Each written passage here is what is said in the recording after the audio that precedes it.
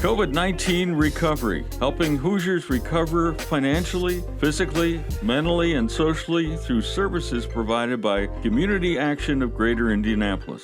Services include energy assistance, child care, family support, education, training programs, and food assistance. COVID-19 recovery.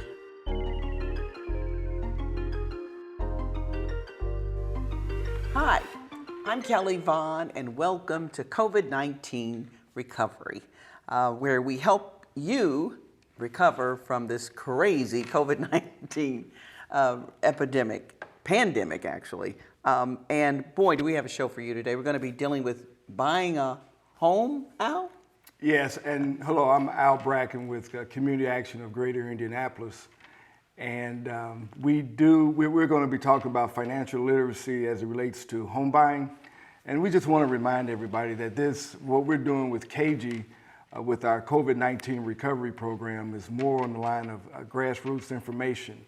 And as we are taping today, the Delta variant is just wreaking havoc throughout the nation and in Indiana, with a very high percent of current hospitalizations related to the Delta variant.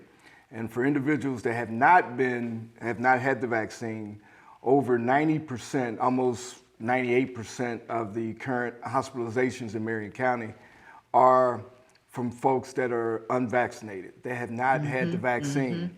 So what we're trying to do with CAGI is, as we're partnering with several community partners, we're working real close with the Shalom Clinic on West Indy, and we are utilizing their mobile services to take the vaccine out in the Marion County area. So, having said that, we'll transition here to our current guest. Our guest for today is Dotti Hillman. Dotti says that she's been in the mortgage business for over 37 years, but we think she looks a little young for that. But we'll take her at her word that she has been doing the mortgage and financial business for almost 40 years. Dotti also works very close with several other community organizations.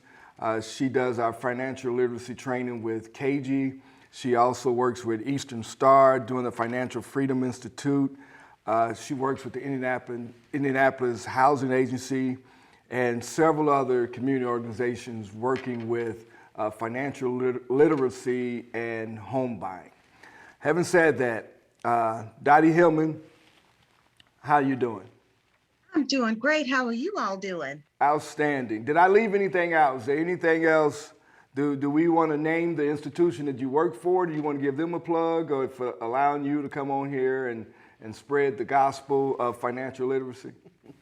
Well, I have my shirt on, and I am with First Financial Bank, and I am a part of their CRA department. So I am responsible for getting out in the community and letting folks know what we have to offer. Okay. That's awesome. I think you guys are big with the Martin University telethon. Yes. I think that we broadcast here on WHMB TV 40. So we appreciate you for being a supporter for that. That's awesome. Yes, it is awesome. Outstanding. First question, what does CRA stand for? Community Reinvestment Act. Okay. That's where we try to focus on low and moderate income households to help them to increase their wealth, whether it be through home ownership or anything else. So we, again, appreciate you coming on with us today, because you have a lot of great information. And since this is a COVID recovery program, can you tell us a little bit about what you witnessed as far as how COVID impacted your industry? Well, I would say it had the biggest impact on the people in the service industry, like people that maybe work at restaurants or were self-employed doing entertainment. When 2020 hit and everything shut down and people were furloughed, it was harder for us to try to qualify those individuals. So now that we're into 2021, that income the income that we look at is 2021. So as long as their income is the same as it was in 2019 or increasing, we should be fine as far as trying to qualify them based off of their income that they have now. Now, if it's declining income, what we do is we take a 2-year average plus their year-to-date information on their pay stub. Oh, excellent. I want to warn everybody right off the bat that if some of these questions sound personal, they are, because I'm trying to get a mortgage. And so. No, wait, you too? No, yeah. I'm trying to do a refinance. When I start talking about bad credit scores, don't hold it against me. Okay. But I know one of the issues with getting a mortgage is, and you kind of mentioned it before, is the showing that you have a viable job. And can you tell us the length of time is what the mortgage companies are actually looking for, what you guys are looking for when it comes to the length of time you have to be back at work, especially if you're on a new job versus just being furloughed? Well, as it relates to COVID, there is no time to be back to work. We just want you back to work. And as long as your income hasn't been impacted, you should be fine. Now, for individuals that didn't really have an issue with getting a mortgage and they want to qualify, we look for a 2-year average. And we also, if you have worked and you've also gone to school, that's okay. So it's a combination of if you've gone to school or you have a job and you've been doing that for the last 2 years, that is acceptable. The other thing is if you took off for childbearing, for example, we can squeeze that into 2 years as well. So we're looking at the last 2 years mainly. And you don't have to have stayed with the same job for the last 2 years. It's just that you have to have been working for the last 2 years or in school, or, like I said, if you took off for child rearing, that's okay. Oh, how about for individuals that are self-employed? Self-employed borrowers, we have made some changes due to COVID for self-employed borrowers in that we ask for their bank statements for the last 3 months. So along with the bank statements, we'll ask for their tax returns for the last 2 years and a profit and loss statement year to date. Okay. And we need all schedules of the tax return, and we like them to be signed and dated. Signed and dated. So with that, and I know a lot of self-employed people had taken the advantage of the payroll protection plan. Can you tell us a little bit about what the payroll protection plan is? And if you guys at your bank did those payroll protection plan loans? We did not. I believe those came straight from the government. You had to apply through the federal government to get those funds. And the way that we treat them, like we have individuals that want to use the money, that's fine, but we cannot count it as income for the business because it has to be likely to continue for at least 3 years. And with COVID, that's not necessarily the case. So we cannot use it as a form of income for the business. Okay. So with, and this is kind of on the same line, because it's really interesting with the number of viewers and people that we deal with on a day-to-day basis going into being self-employed, independent. And I think I know a lot of folks that I know during COVID, they had enough time to reimagine their own life and careers.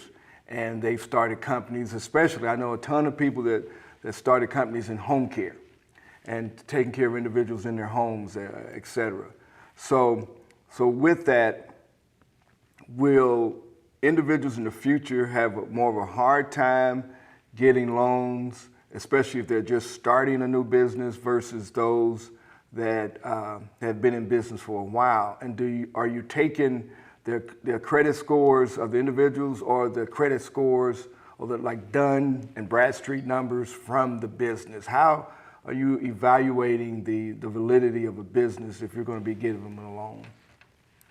Especially in this gig economy. Right. Because you got Lyft and Uber and Airbnb, everybody's doing their own thing now. Well, that's the thing. We have to go off of what's on the tax returns. So if you're not reporting that income on your tax returns, then we can't count it, because we have to be able to source that income, and you have to have paid taxes on it. And that's one of the things that some self-employed borrowers get confused. When they do their taxes, they put down how much they've earned for the whole business, and they assume that the lenders can use all of that income that they've earned, but we only can count income that you've paid taxes on from the business. So it's like that adjusted gross income number at the bottom. That's pretty much the number that we have to use. Now, for those folks that want to buy a home, I tell them, hey, if you want to buy a home in the next 2 years, for these current 2 years, try not to write off as much, so that you can show more income on the tax returns and we can qualify you for the amount that you're looking for.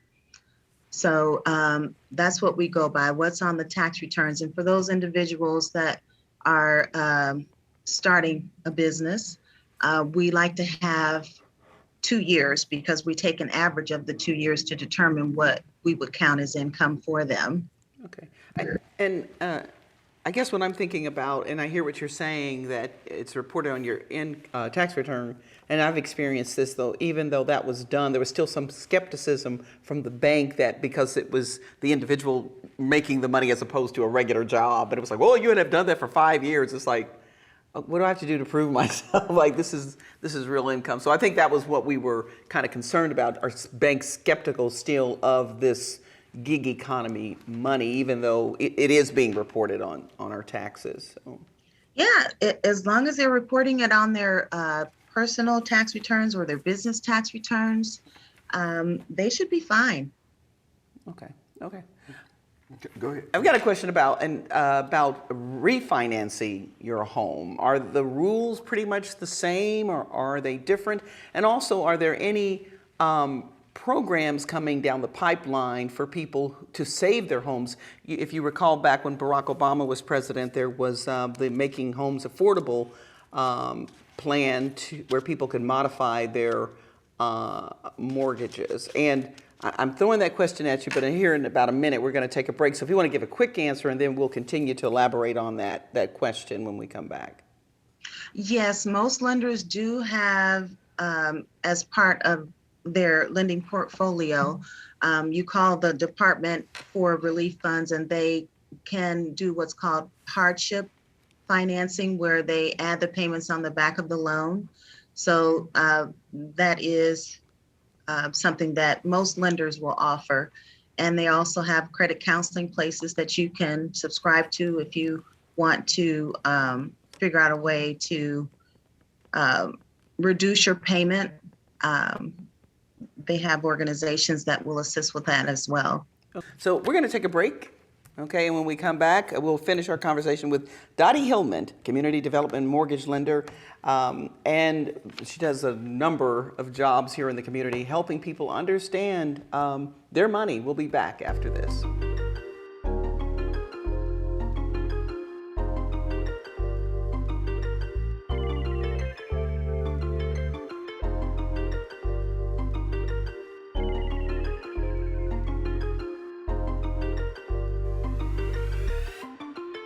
During the COVID-19 emergency, community action agencies are open and here to ensure the well-being of families across the country. For over 50 years, we've been delivering life-changing services, solutions, and stability. Contact your local community action agency serving Boone, Hamilton, Hendricks, and Marion counties for help during the COVID-19 emergency. We can assist with masks, hand sanitizers, food, shelter, transportation, and more.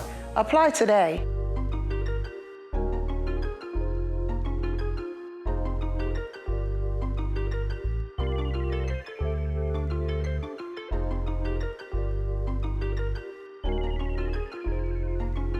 And we're back here on COVID-19 recovery. and we were talking to Dotti Hillman about interest rates. And gosh, I mean, we're tempted, Dotti, to ask, what's the current interest rate? But the answer to that is just so broad, right? Yes, the current interest rate, I would say, if you're looking at a 30-year fixed mortgage, it's running in the threes, around 3%, maybe 3.25%, 3.5%. It just depends on the program. Okay. So what are we seeing when, you watch television commercials or when you're on the internet and you'll see something that says 1.98% percentage rate? So what are we seeing there? It's very tempting. It draws people in, but what are they really saying there? Because it seems unreal. That could be for a line of credit. Sometimes the rates for a home equity line of credit, they run in the 1%. But I always encourage people to whenever you receive information like that in your mail or on TV, make sure you read the very small print, what's at the bottom, because it could say you got to have a credit score of 800. The loan to value is only up to 60%. It's going to give you the most information that you would need in order to determine if it's really 1% or 1.99%. Okay. Gotcha. Okay, Dotti, one of the many things that we're looking at at CAGI with our COVID-19 program, COVID-19 recovery show, are certain barriers to healthcare. And in some cases, we're seeing things as simple as procrastination, lack of family connections, et cetera, the lack of a primary care provider for an individual is barriers to quality health care and good outcomes. That when we're talking about mortgages and financial literacy, we want to look at some of the grassroots variables and barriers that are out there that are stopping folks from realizing their dreams and some of the things they want to do. With credit, and you can talk about credit too, what are some of the financial barriers that you are seeing in reference to individuals actually getting that mortgage that they want? As it relates, let's say that a person has medical collections. We have a program, it's called the Community Builder Program, that it says that you can have collections, whether they be medical or not, up to $2,500 that do not have to be paid. But what we have to do is we have to take 5% of the balance and calculate that as a payment against you monthly, against your debt load. So we don't ask you to pay it as long as they're under $2,500. And we do have to count 5% of the balance as a payment against your debt load. So other barriers that I've seen is people that have a lot of student loans. Sometimes that will have an impact if they're not under the income-based repayment plan or they've had some delinquencies.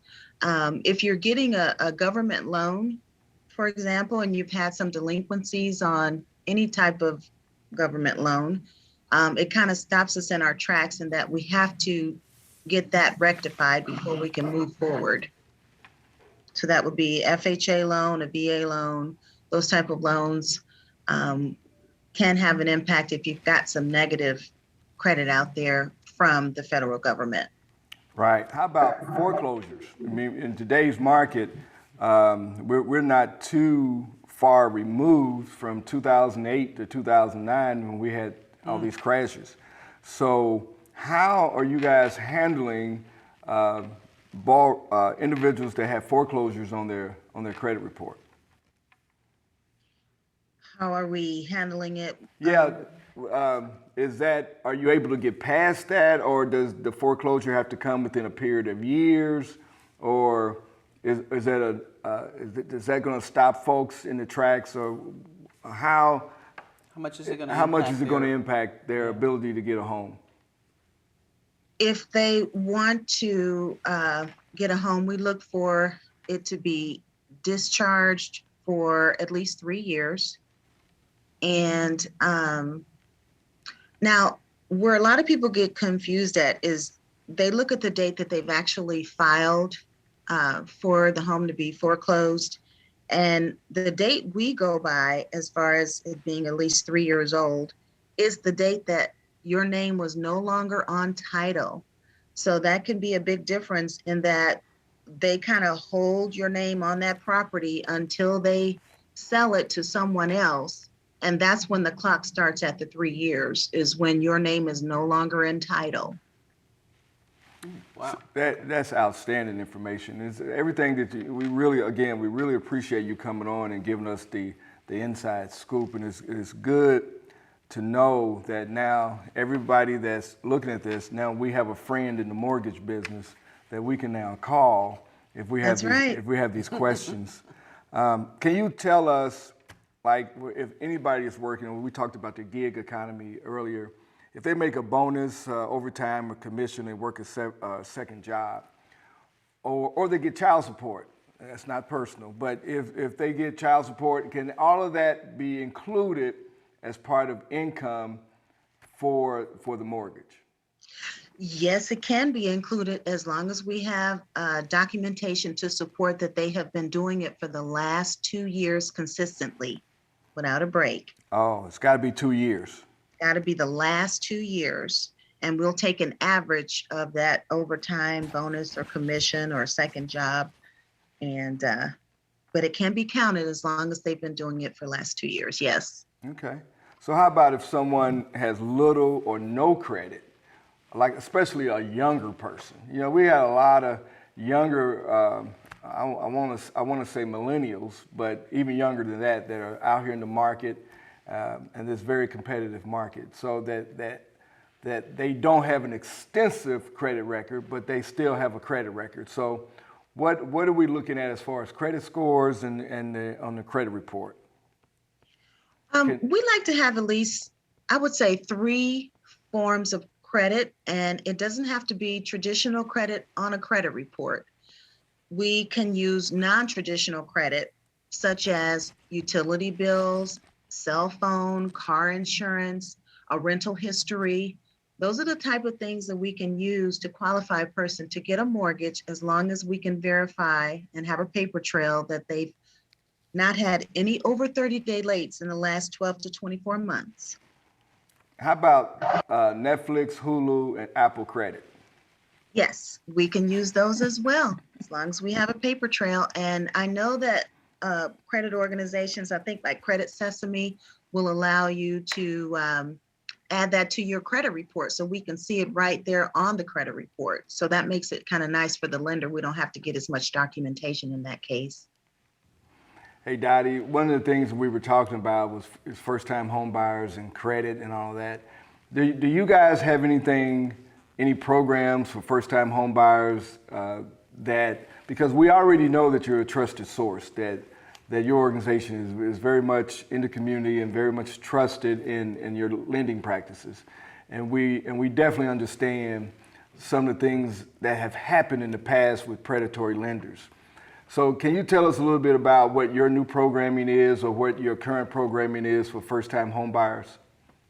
Yes, we have a couple different products. One is called the Community Builder Program, and it offers 3% in down payment assistance, and that's all that's required.